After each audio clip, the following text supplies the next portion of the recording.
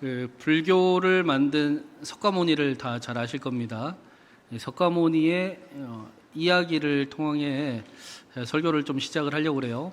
자, 한번 읽어드릴 테니까 잘 들어보시기 바랍니다. 너는 우주의 아이다.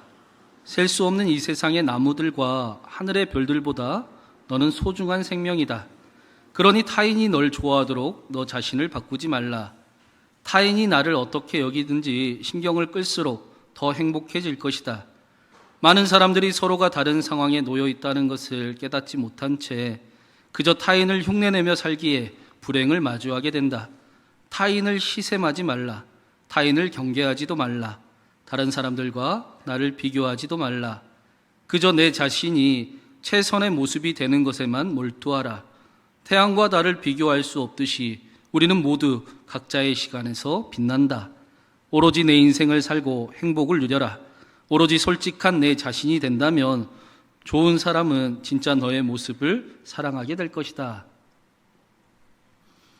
아멘이 나올까봐 1부 때도 걱정을 하고 2부 때도 좀 걱정을 했는데 다행입니다. 네, 마치 성경이 말씀하는 것과 같은 비슷한 말씀을 석가모니가 전해주고 있습니다. 아멘이 나올까봐 걱정할 만큼 그런 말씀입니다. 성경도 우리에게 저와 여러분이 하나님의 자녀들이 왕 같은 사람들이다. 하나님의 신의 자녀들이다. 하나님의 명품이다. 라고 말씀해 주고 있습니다. 이렇게 놀라운 엄청난 약속의 말씀, 아름다운 말씀도 중요하지만 그런데 사실은 더 중요한 것은 우리가 이 말씀을 어떻게 믿을 수 있는가? 어떻게 우리가 그 말씀대로 살아가 볼 수 있을까라는 사실은 훨씬 더 중요한 이야기입니다. 아무리 멋진 말들로 가모니솔로 화려한 말을 우리에게 들려주어도 우리가 그렇게 살아가지 못한다면, 정작 우리가 우리의 삶이 그렇게 변화되지 않는다면 아무 소용이 없습니다. 저는 바라기는 이 예배 가운데 저와 여러분을 향한 하나님의 믿음과 우리의 믿음의 간극이 조금씩 좁혀져 하나가 되는 놀라운 은혜가 함께하기를 간절히 바랍니다. 왕 같은 사람들처럼, 신의 자녀들처럼, 하나님의 명품처럼 살아가는 이 놀라운 약속이 저와 여러분의 삶이 되기를 주님의 이름으로 축원합니다. 오늘 말씀이 그 이야기를 해주고 있습니다. 석가모니의 이 멋진 말과 하나님의 말씀이 다른 점은, 성경이 말씀하는 바가 다른 점은, 그것은 석가모니의 말씀은 그렇게 살아가도록 자신이 힘써야 된다라는 것입니다. 자신이 그 일을 이루어야 한다라는 것입니다. 그렇게 살아가라 라고 이야기를 합니다. 그러나 우리는 그렇게 살아갈 수 없는 존재임을 너무나 잘 알고 있습니다. 반대로 성경은 우리에게 뭐라고 말씀합니까? 저와 여러분이 얼마나 소중한 존재인지, 얼마나 존귀한 사람들인지를 하나님께서 예수 그리스도 통해 알려주셨습니다. 십자가에 달려 주기까지 하나님은 저와 여러분을 사랑하는 사람들입니다. 하나님은 자신의 아들을 아끼지 아니할 정도로 저와 여러분을 존귀히 여기는 사람들입니다. 하나님께서는 아끼지 아니하고 응답하실 뿐 아니라 우리에게 하나님의 자녀된 권세를 가지게 하셔서 기도의 능력을 나타내는 삶을 살아가게 하셨습니다. 그 약속을 하나님이 먼저 보여주시고 그렇게 살아가 볼 수 있어. 내가 함께 그 일을 이루리라 라고 말씀하셨습니다. 이 일이 정확히 성령이 우리에게 하시는 일입니다. 성령이 우리 안에 임하시면 우리가 예수 그리스도가 믿어지는 겁니다. 예수님이 왜 십자가에 달리셨는지, 그 일이 왜 나를 위한 일이었는지, 왜 부활하셨고 왜 하나님의 우편에 승천하셔서 앉아 계시는지를 성령이 우리에게 알게 하고 믿어지게 합니다. 오늘 말씀에 제자들에게 성령이 임하자 정말로 변한 모습들을 우리에게 보여주고 있습니다. 우리는 그 모습을 계속해서 보고 있습니다. 사람들이 제자들의 모습을 보니까 아니 우리가 알던 모습이 아니네. 어떻게 저렇게 행복한 모습을 보이지? 저 사람은 왜 저렇게 달라졌지? 어떻게 저렇게 자신감이 넘치지? 갈릴리 총구석에 있던 사람들이 어떻게 저렇게 말을 멋지게 하지? 삶이 완전히 변했네 라고 놀라며 기이 여기며 술이 취했다라고 이야기를 했습니다. 그러자 베드로가 술 취했다라고 조롱하고 자신들의 변한 모습에, 새로워진 모습에 당황해하는 이들에게 앞에 서서 그 일이 어떻게 된 일인지 설교하기 시작을 했습니다. 지난주에 우리는 베드로가 요엘서 말씀을 인용하면서 이 일은 술이 취한 게 아니라 하나님이 요엘 때에 약속하신 그 일을 지금 우리에게 나타내신 일이다라는 말씀을 나누었습니다. 하나님의 약속이 성령의 은혜 가운데 임재로 하나님의 약속이 눈에 보이는 현실로 이루어지기 시작을 했습니다. 하나님의 말씀이 이루어졌다라는 것입니다. 그리고 22절부터는 베드로의 본격적인 설교가 시작이 되고 있습니다. 우리 22절부터 먼저 한번 같이 읽어보겠습니다. 22절 읽습니다. 이스라엘 사람들아, 이 말을 들으라. 너희도 아는 바와 같이 하나님께서 나사렛 예수로 큰 권능과 기사와 표적을 너희 가운데서 베푸사 너희 앞에서 그를 증언하셨느니라. 사도 베드로는 성령 임재 사건을 설명하면서 성령에 대해서 설명하는 것이 아니라 예수 그리스도를 알려주고 있습니다. 그 중심에는 나사렛 예수가 있습니다. 사도 베드로는 얼핏 읽으면 우리가 예수님에 대한 이야기를 하는구나 라고 생각할 수 있지만 일부러 나사렛 예수라고 이야기하는 겁니다. 예수 그리스도라고 이야기하지 않고 어떤 분명한 메시지를 우리에게 알려주기 위해서 나사렛 예수가 하나님의 역사를 나타내셨다라고 말씀하고 있습니다. 나사렛에서 무슨 선한 것이 나올 수가 있는가? 우리가 잘 알듯이 나사렛 예수라는 뜻은 빈민 출신 예수를 이야기하는 겁니다. 아무것도 가진 것이 없이 태어났고 세상이 인정할 만한 지위나 학력이나 내세울 것도 없으며 특별한 것도 없는 그런 예수를 이야기하는 것입니다. 실제로 예수님은 가장 작은 고을 베들레헴에서 마구간에서 태어나셨습니다. 30살이 될 때까지 아버지 요셉과 함께 목수의 삶을 살아갔습니다. 그리고 나서는 설교자의 삶을 3년 동안 살아가기 시작했는데 여기저기를 유랑하고 다녔지만 그러나 예수님은 책을 한 권도 쓰신 적도 없었고 자신을 내세우지도 않았으며 또 돈을 벌어 집을 사지도 않으셨습니다. 오히려 3년의 설교를 하시면서 돌아다니시는 동안 세상의 미움을 받기 시작을 했습니다. 세상이 미워하자 사랑하던 자신을 따르던 자들이 자신을 다 버리고 도망쳤습니다. 심지어는 우리가 잘 알듯이 가장 사랑했던 제자, 그래서 가장 믿었고 돈깨를 맡겼던 제자에게 배신을 당하게 됩니다. 그리고 잡혀가 거짓 재판을 당하고 그리고 황당한 죽음을 맞이하게 됩니다. 그 일이 십자가 사건입니다. 세상의 눈으로 봤을 때 예수님의 인생을 평가한다면 실패자라고 평가할 수밖에 없습니다. 그런 인생이었습니다. 그런데 오늘 말씀에 36절은 이렇게 말씀을 하는 겁니다. 우리 36절 같이 읽겠습니다. 그런즉 이스라엘 온 집은 확실히 알지니 너희가 십자가에 못 박은 이 예수를 하나님이 주와 그리스도가 되게 하셨느니라 하니라. 가장 중요한 단어는 하나님께서라는 단어입니다. 그래서 오늘 설교 제목을 하나님께서라고 정했어요. 베드로의 그 설교를 자세히 보시면 매 구절마다 거의 빠짐없이 하나님이 하신 일이다, 하나님께서 행하셨다, 하나님이 이루셨다라는 말씀을 계속 반복해서 우리에게 전해주고 있습니다. 어떻게 빈민 출신 나사렛 예수가 주와 그리스도가 되게 하셨는가, 인류의 구원자가 되게 하셨는가? 하나님께서 나사렛 예수와 함께 하심으로 그 일을 이루셨다라고 말씀합니다. 하나님께서 나사렛 예수를 통해 역사하셨기 때문입니다. 하나님께서 하나님의 오른손으로 나사렛 예수를 높이셨기 때문입니다. 우리는 그 복음서를 읽으면 저는 그런 생각을 가끔 합니다. 저는 해피엔딩을 굉장히 좋아하기 때문에 그 예수님의 마지막 그 이야기가 해피엔딩으로 끝났으면 안 됐나, 그런 생각들을 좀 해요. 여러분 그런 생각 해본 적 없으십니까? 왜 그렇게 참으시고 왜 그렇게 끈질기게 십자가를 향해 가셨을까? 그냥 해피엔딩으로 마무리를 좀 지어주셔도 더 믿기가 쉬웠을 텐데 그런 생각들을 가끔 해봅니다. 그런데 오늘 말씀은 예수님께서 그렇게 참으시고 그렇게 끈질기게 십자가를 향해 나아가신 일, 아무것도 가지지 아니하시고 가장 낮은 곳에 태어나신 그 일이 하나님을 나타내시기 위해서다라고 말씀하고 있습니다. 예수님께서 오직 하나님이 드러나기를 원하셨기 때문이다. 예수님은 자신을 통해 자신이 나타나는 것이 아니라 하나님이 드러나기를 간절히 원하셨습니다.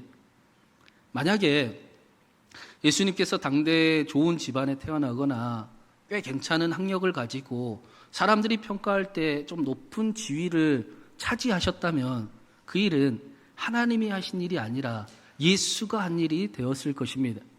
우리는 이 일을 기드온 300용사의 이야기를 통해 잘 알고 있습니다. 하나님께서 미디안 군대 13만 5천 명이 이스라엘을 박해하기 시작하자 그들과 싸우기 위해 3만 2천 명의 군대가 모이게 하셨습니다. 근데 군대가 모인 것을 보고 3만 2천 명이 너무 많다라고 말씀을 하세요. 여러분 13만 5천 명의 군대와 3만 2천 명의 군대가 싸울 때 3만 2천 명이 많나요? 3만 2천 명은 많지 않습니다. 그런데 하나님은 아니 너무 많아. 다 가라 그래. 진짜 하나님과 함께하는 사람 300명만 남겨놔. 그 이유를 말씀하시기를 그들이 자신의 손으로 자신이 구원받았다라고 이야기할까 봐 그렇게 행하는 것이다 라고 말씀하셨습니다. 예수님께서 그토록 가진 것이 없이 태어나셔서 가진 것이 없이 살다가 배신을 당하고 억울한 재판에 황당한 죽음을 맞이하신 이유는 여기 있는 것입니다. 예수님은 자신을 통해 하나님이 드러나기를 간절히 원하셨습니다. 그게 예수님의 삶이었습니다. 예수님은 그만큼 하나님을 신뢰하며 이 땅에서 믿음을 보여주셨습니다. 그리고 하나님께서는 그런 예수를, 나사렛 예수를 이 땅에 주와 그리스도가 되게 하셨습니다. 하나님께서 그런 나사렛 예수를 통해 수많은 이적과 기적과 표적을 나타내셨습니다. 그를 사망의 자리에 남겨두지 아니하시고 죽은 자를 살리시는 하나님이심을 우리에게 보여주시며 하나님께서 나사렛 예수를 높이사 우리의 주가 되시고 하나님의 우편에 앉게 하셨습니다. 33절에 보니까 예수님께서 약속하신 성령을 아버지께 받아서 베드로에게 제자들에게 이 사실을, 이 놀라운 일을 알려주셨다, 알게 하셨다라고 말씀을 하고 있어요. 우리 33절 말씀 한번 같이 읽어보겠습니다. 33절입니다. 하나님이 오른손으로 예수를 높이심에 그가 약속하신 성령을 아버지께 받아서 너희가 보고 듣는 이것을 부어주셨느니라. 너희가 보고 듣는 이것이라는 것은 제자들이 성령의 임재 가운데 완전히 달라진 모습, 완전히 변화된 모습, 이것을 너희가 알게 하셨다. 예수 그리스도의 함께 하시는 사람들의 모습을, 그 삶을 알게 하셨다라고 말씀하는 겁니다. 베드로는 우리가 잘 알듯이 이제까지 그가 입술로 하나님을 믿었고 예수님을 따랐는지는 모르겠지만 베드로는 분명히 여전히 자신의 힘을 의지하는 사람이었습니다. 자신의 인생을 걸어가는 사람이었습니다. 그런 그가 성령이 임하시자 하나님을 믿는 사람이 되었습니다. 하나님의 능력이 나타나는 사람이 되었습니다. 하나님의 역사가 실제로 나타나는 사람이 되었습니다. 알고는 있었지만 믿어지지 않았던 사실, 예수님의 십자가, 예수님의 부활, 예수님의 승천이 성령이 임하심으로 베드로의 것이 되었습니다. 그렇게 사는 자가 되었습니다. 이제는 자신의 생명을 책임지시는 하나님을 베드로가 알고 있습니다. 자신의 인생을 책임지시는 하나님을 알고 있습니다. 자신을 통해 하나님이 놀라운 일을 이루어 가실 것을, 그 영광을 알게 되었습니다. 이제까지는 자신을 향한 그 하나님의 믿음과 자신이 가진 믿음의 그 간극이 너무나 멀었는데 성령의 임하심으로 그 간극이 하나가 되기 시작을 했습니다. 베드로가 말씀한 거지요. 당신들은, 여러분은 왕 같은 제사장입니다. 나도 왕 같은 제사장이지만 우리는 왕 같은 제사장입니다. 우리는 하나님의 사람들입니다. 우리는 존귀한 사람들입니다. 우리는 누구보다 복된 사람들입니다. 우리는 누구보다 사랑받는 사람들입니다. 그 사실이 하나님의 놀라운 약속이 베드로의 것이 되었다라는 것입니다. 그리고 실제로 이런 베드로를 통해 사도행전에 이제 하나님의 놀라운 새 역사가 나타남을 우리에게 보여주고 있습니다. 예수님께서 베드로를 처음 만나셨을 때 너는 시몬이 아니라 이제 게바라, 베드로라, 반석이라고 부르셨습니다. 그런데 이제 베드로가 성령의 임재 가운데 정말로 예수님이 말씀하신 대로 말씀대로 반석이 되는 삶을 살아가고 있습니다. 하나님께서 나사렛 예수를 주와 그리스도가 되게 하신 것처럼 실패자 베드로를 위로자 베드로로 바꾸셨습니다. 포기해야 될 것 같은 인생을 이제 결정해야 될 줄 알았는데 나 같은 배신자, 나 같은 존재가 더 이상 살아도 되나 라고 할 줄 알았는데 포기하지 않아도 되는 인생이 되게 하셨습니다. 할 수 없는 일들이 가득한 줄 알았는데 하나님께서 할 수 있는 인생으로 바꾸어 주셨습니다. 그리고 오늘 말씀에 중요한 사실이 하나 있어요. 다윗도 이 사실을 알고 있었다라고 베드로가 말씀을 합니다. 우리 25절부터 27절까지 한번 같이 읽어보겠습니다. 다윗이 그를 가리켜 이르되 내가 항상 내 앞에 계신 주를 배웠으며 나로 요동하지 않게 하시기 위하여 그가 내 우편에 계시도다. 그러므로 내 마음이 기뻐하였고 내 혀도 즐거워하였으며 육체도 희망에 거하리니 이는 내 영혼을 음부에 버리지 아니하시며 주의 거룩한 자로 썩음을 당하지 않게 하실 것이미로다. 요즘 우리가 날마다 화면을 통해 하루에 한 편씩 시편을 읽고 있습니다. 묵상하고 있는데 특별히 다윗의 시편을 읽으면 참 대단하다. 어떻게 그렇게 하나님을 신뢰하며 살아갔을까? 어떻게 또 신뢰한 대로 그 삶에 나타나는 삶을 살아갔을까? 어떻게 하나님을 이렇게 사랑하는 삶을 살아갔을까? 그런 질문을, 그런 고백을 하게 됩니다. 다윗에게 우리와 똑같이, 아니 우리보다 훨씬 더 큰 아픔과 문제와 또 심지어는 그 관계의 아픔을 가지고 있었지요. 아들에게 반역당하는 삶을 살아가고 배반의 아픔들이 있었지만 그러나 그런 것들이 전혀 다윗에게 주눅들게 하지 않았습니다. 다윗은 오히려 그럴 때마다 나는 그렇기 때문에 하나님을 찾는다. 그러나 하나님이 나와 함께 계신다 하면서 골리앗도 물리쳤고 인생의 문제와 어려움을 이겨나가는 오히려 하나님의 영광을 나타내는 삶을 살아가곤 했습니다. 오늘 말씀에 그 믿음이, 그 다윗의 믿음이 어떤 믿음이었는지를 베드로가 설명을 해주고 있어요. 우리 30절, 31절도 마지막으로 한번 같이 읽어보겠습니다. 30절, 31절입니다. 그는 선지자라 하나님이 이미 맹세하사 그 자손 중에서 한 사람을 그 위에 앉게 하리라 하심을 알고 미리 본고로 그리스도의 부활을 말하되 그가 음부의 버림이 되지 않고 그의 육신이 썩음을 당하지 아니하시리라 하더니 31절에 보니까 다윗은 예수 그리스도를 통해 우리에게 알려주신 그 하나님의 엄청난 사랑과 능력을 미리 알고 있었다라고 말씀합니다. 그는 성령이 임한 30절에 보니까 성령이 함께하는 성령을 거룩한 영을 받은 하나님의 선지자다라고 말씀을 합니다. 다윗에게 성령이 임하심으로 예수 그리스도를 통해 저와 여러분에게 알게 하신 하나님의 놀라우신 사랑과 능력을 알게 하셨습니다. 알고 있었습니다. 다윗은 하나님이 죽은 자도 살리시고 없는 것도 있게 하시는 하나님을 분명히 알고 있었습니다. 그 하나님이 나를 엄청나게 사랑하시고 끝까지 사랑하심도 알고 있었습니다. 자신을 위해 생명도 아끼지 아니하시는 그 하나님을, 그 하나님이 나와 지금 함께 하심을 알고 있었습니다. 예수 그리스도를 통해 우리에게 확증해 주신 그 놀라운 하나님을 다윗은 미리 알고 있었다라고 말씀을 합니다. 그래서 다윗은 자신 앞에 서 있는 큰 문제 앞에, 어려움 앞에, 심지어는 죽음의 위협 앞에서도 그러나 하나님께서 나와 함께하고 계신다. 하나님은 하실 수 있다. 하나님이 나를 책임지신다. 하나님께서 나를 끝까지 여전히 사랑하신다. 나도 하나님을 사랑한다. 나는 사랑받는 자다. 나는 누구보다 존귀한 삶을 살아갈 것이다. 그렇게 살아갔던 것입니다. 더 중요한 사실은 오늘 말씀에 33절에 같이 읽었지만 예수 그리스도께서 성령을 받으시고 아버지께 받으셔서 보내심으로 베드로에게, 제자들에게, 저와 여러분에게 이 일을 나타내 주셨다라고 말씀한다라는 것입니다.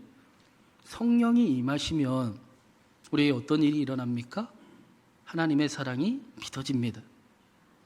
내가 사랑받는 자임을 알게 됩니다. 하나님이 죽은 자도 살리시는 분이심을 보게 됩니다. 예수 그리스도의 십자가와 부활과 승천하셔서 우편에 계시며 나를 책임지고 계심을 알게 됩니다. 그래서 사랑받는 자처럼 살아가기를 원하고 또 사랑받는 삶을 꿈꾸며 하나님을 사랑하는 삶을 살아가곤 합니다. 그러니 베드로가 뭐라고 말씀하고 있습니까? 다음 주에 함께 나누겠지만 너희가 회개하여 각각 예수 그리스도의 이름으로 세례를 받고 제사함을 받으라. 그리하면 성령을 선물로 받으리라. 그리하면 우리를 향한 하나님의 믿음과 우리의 믿음의 간극이 하나가 될 것이다. 그리하면 실패자 베드로를 위로자 베드로로 바꾸신 것처럼 우리의 인생을 바꾸실 것이다. 포기해야 할 것 같은 인생을 포기하지 않아도 되는 아름답고 멋진 인생이 되게 하실 것이다. 하나님의 왕 같은 제사장으로 하나님의 신의 자녀들로 멋진 말잔치가 아니라 실제 그렇게 살아가게 하는, 할 수 없음이 아니라 하나님은 할 수 있습니다라는 삶을, 소망이 넘치는 삶을 살아가게 하실 것입니다. 우리는 제자들이 어떻게 성령의 임재를 경험했는지 잘 알고 있습니다. 제자들은 하나님을 선택했습니다. 다른 것을 버리고 하나님을 선택했습니다. 주의 이름을 부르는 자는 누구든지 구원을 얻게 될 것입니다. 사랑하는 여러분, 성경은 저와 여러분을 보고 왕 같은 사람들이라고 말씀하고 계세요. 신의 자녀들이라고 말씀하고 계십니다. 여러분 믿으십니까? 그렇게 살아가기를 원하십니까? 예수님께서 오직 성령이 너희에게 임하시고 너희가 권능을 받으라고 말씀하셨습니다. 성령을 받으라라고 말씀하셨습니다. 바라기는 성령의 충만함이 임하고 예수 그리스도가 믿어져 내가 어떤 존재인지를 깨닫고 그렇게 하나님과 함께 하나님의 권능을 나타내는 저와 여러분의 삶이 되기를 간절히 바랍니다. 멋진 말잔치가 아니라 정말 그 믿음이 나의 믿음과 하나가 되는 놀라운 은혜가 저와 여러분의 삶에 이루어지기를 간절히 바랍니다. 주의 이름을 부르는 자, 오늘 이 자리에서 다시 하나님을 선택하는 하나님의 사람들에게 하나님의 사랑이 변하지 않음을, 하나님이 인도하고 계심을, 반드시 기도에 응답하시는 하나님의 놀라운 축복을 가득 내려주시길 주님의 이름으로 축원합니다.